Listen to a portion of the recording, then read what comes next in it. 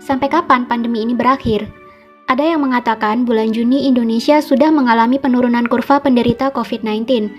Tapi kemudian data ini diralat lagi. Katanya sampai September baru turun. Mana yang benar? Kita tidak tahu. Kita saat ini dihadapkan pada ketidakpastian. Tidak pasti kapan corona akan berakhir, tidak pasti kapan kita bisa kembali beraktivitas seperti sedia kala. Dan sebagian orang merasa tidak pasti apakah setelah virus berakhir, mereka masih bisa mendapatkan pekerjaan dan penghasilan seperti dahulu kala. Banyak ketidakpastian yang harus kita hadapi. Di satu sisi, coronavirus juga telah merubah banyak hal di kehidupan kita tanpa kita sadari. Coronavirus tidak hanya berdampak pada kesehatan, tapi juga berdampak pada sektor ekonomi dan sosial.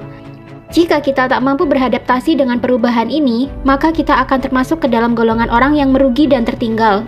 Kebiasaan-kebiasaan baru ini akan dikenal dengan istilah new normal. Jika kamu ingin tetap bisa bertahan dan selamat dari pandemi ini, sebaiknya persiapkan dirimu untuk beradaptasi dan menjalankan new normal ini. Apa saja yang termasuk dalam prediksi new normal? Yang pertama, kesehatan dan kebersihan akan menjadi komoditas nomor 1. Ketakutan orang-orang akan terserang virus membuat semua orang kini semakin ketat menjaga kesehatan dan kebersihan. Jika kita keluar rumah sekarang, akan banyak kita temui wastafel dadakan di mana-mana. Hand sanitizer menjadi barang yang paling dicari.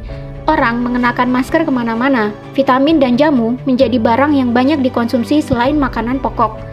Sebelum bepergian, orang akan dicek dulu suhu tubuhnya dan tidak akan diizinkan melanjutkan perjalanan jika terindikasi tidak sehat. Tidak menutup kemungkinan ke depan orang akan diwajibkan membawa dokumen kesehatan pribadi saat bepergian. Atau bisa jadi, sistem pelacakan kesehatan di bandara dan terminal transportasi umum lainnya akan menjadi lebih praktis dan lebih mudah. Bisa jadi dengan menanamkan suatu sistem di tubuh manusia untuk memudahkan perekaman medis seseorang. Yang kedua, orang akan makin banyak bekerja online. Online meeting menjadi tren yang terus meningkat selama pandemi. Setelah merasakan praktisnya meeting online, ke depan bisa-bisa orang merasa tidak perlu menyewa kantor lagi untuk tempat karyawan bekerja. Karyawan bisa bekerja dari mana saja, asalkan mereka terus online. Mereka bisa bekerja dari rumah, dari hotel, dari kampung halaman, dari tepi sawah, di pinggir sungai berpemandangan indah, dan masih banyak lagi. Asalkan ada jaringan internet kencang, maka kerja online tidak perlu jadi masalah. Yang ketiga, persewaan kantor akan menurun.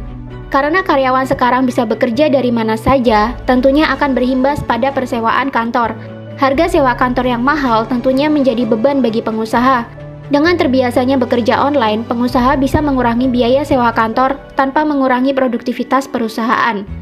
Jika dulu harus menyewa satu ruko untuk sebuah perusahaan, kini pengusaha bisa mengurangi biaya dengan menyewa sebagian kecil bagian dari ruko. Kedepan diprediksi akan semakin menjamur bisnis-bisnis persewaan kantor gabungan, di mana dalam satu ruko atau gedung terdapat beberapa kantor kecil-kecil yang disewakan dengan harga murah. Keempat, akan banyak orang yang di-PHK, dikurangi gajinya, namun di sisi lain, orang bisa meningkatkan penghasilan karena jadi punya waktu untuk menerima job lain. Dengan terbiasanya orang bekerja online, pengusaha pasti akan berpikir untuk melakukan efisiensi. Progres kerja disetorkan secara online, dinilai secara online. Dari sini, pengusaha akan mendapatkan gambaran sektor mana saja di perusahaannya yang tidak efektif dan boros. Jika 3 pekerjaan bisa dikerjakan oleh 1 karyawan sekaligus, maka alih-alih mempekerjakan 3 karyawan bersamaan, pengusaha akan memecat 2 karyawan dan memampatkan pekerjaan dalam 1 karyawan saja. Ini juga akan berimbas pada gaji karyawan. Karena bisa bekerja online dari mana saja, pengusaha jadi bisa memangkas gaji untuk efektivitas. Kelihatannya kejam, tapi di sisi lain, karena orang bebas bekerja dari mana saja dengan jam yang tidak terikat, orang jadi bisa menerima job lain juga. Maka tak heran, setelah pandemi kita akan menemui orang yang bisa bekerja di 2-3 perusahaan sekaligus. Orang yang bisa memenangkan situasi seperti ini adalah tipe orang yang lincah, mampu beradaptasi dengan cepat terhadap teknologi, dan pintar mengambil peluang. Orang yang malas dan suka mengeluh akan tertinggal di belakang. Mereka mengumpat pengusaha karena telah memecatnya, tapi mereka juga tidak bisa memperbaiki kehidupannya karena tidak mau beradaptasi. Yang kelima, orang akan berburu properti yang murah namun memiliki pemandangan yang bagus. Karena terbiasa bekerja online, tidak perlu ngantor lagi, orang lama-kelamaan akan meninggalkan kota besar yang penuh dengan kemacetan. Mereka mulai memburu rumah-rumah di pinggiran kota atau bahkan di kota yang lebih kecil dengan harga yang lebih murah namun pemandangannya lebih baik daripada di kota besar. Mereka akan menciptakan ruang yang nyaman untuk bekerja sambil menikmati bersihnya udara dan pemandangan yang indah di luar rumah. Yang keenam, belanja online akan menggeser kebutuhan belanja di mall atau supermarket. Selama pandemi, kita benar-benar dipaksa melakukan apapun dengan serba online. Bahkan beli sayur dan lauk di pasar pun kini sudah bisa dilakukan secara online. Jangan heran, nanti akan muncul semakin banyak toko online dan aplikasi yang menjual beragam kebutuhan manusia. Dan jangan heran jika nanti supermarket dan pasar menjadi tempat mangkalnya kurir dan ojek online. Karena merekalah yang bertugas mengantarkan belanja orang-orang ke rumah. Bisnis online akan sangat menjamur, bahkan pebisnis offline pun akan banyak yang berbondong-bondong memindahkan toko mereka ke dunia online. Pebisnis offline yang tidak mampu mengikuti perubahan ini akan mati secara perlahan-lahan. Yang ketujuh, pariwisata akan mengalami kenaikan drastis, termasuk tren digital nomad. Bosan dikurung berbulan-bulan di rumah membuat sebagian orang berpikir untuk bekerja online lebih keras dan mengumpulkan uang untuk liburan setelah COVID-19 ini berakhir. Jika dulu manusia sering kesal karena sulit liburan akibat jadwal kerja yang padat, akibat pandemi ini mereka jadi bisa bekerja online dari mana saja.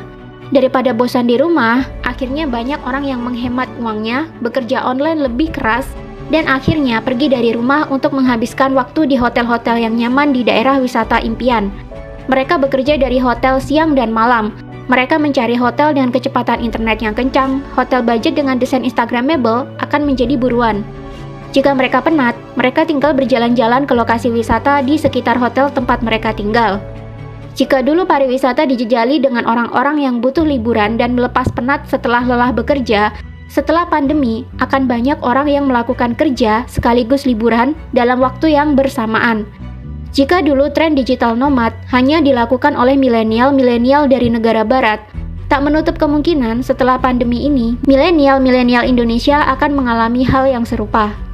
Kedelapan, uang digital akan mengalahkan uang kertas dan uang koin. Sadar bahwa uang kertas dan uang koin menjadi penyebab penularan virus, orang kini mulai beralih ke uang digital. Dompet digital seperti GoPay, Dana, Genius, WeChat Pay, OVO, Link Aja akan menjadi primadona orang-orang untuk melakukan pembayaran. Bahkan ke depan akan ada pengurangan nasabah bank-bank konvensional.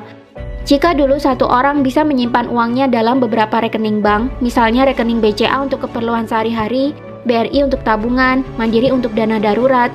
Ke depan, bank-bank ini akan ditinggalkan oleh orang-orang. Orang cukup memiliki satu bank saja sebagai tempat cadangan uang, dan mereka mulai membagi pos-pos pengeluaran mereka ke dompet-dompet digital yang tersedia.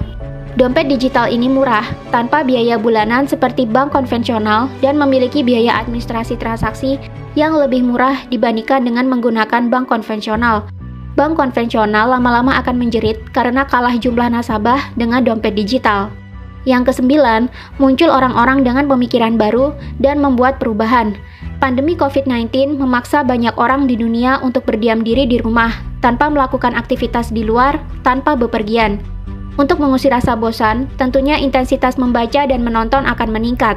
Maka tak heran setelah pandemi ini akan muncul orang-orang yang memiliki pikiran luar biasa dan bisa membuat perubahan bagi orang-orang di sekitarnya.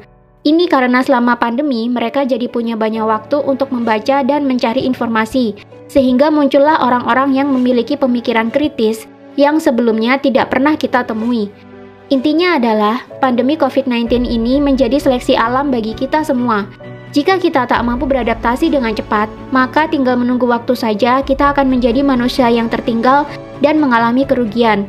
Tapi jika kita menjadi manusia yang tanggap terhadap perubahan dan pintar mengambil peluang, maka kita akan menjadi manusia yang bisa melewati pandemi ini dengan aman, bahkan mendapatkan keberuntungan.